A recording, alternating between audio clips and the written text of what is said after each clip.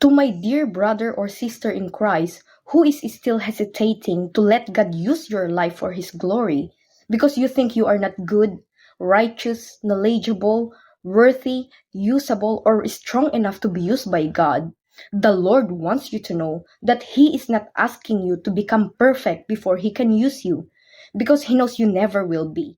God sees all your weaknesses. He knows you will fail and make mistakes.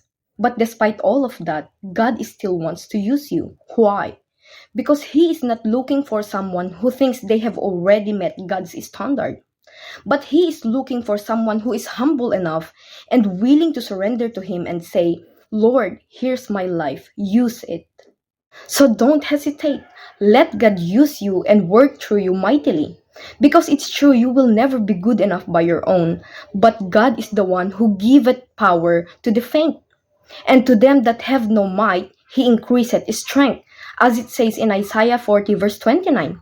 So remember, it is not about your own strength, but God's strength working in you. God bless.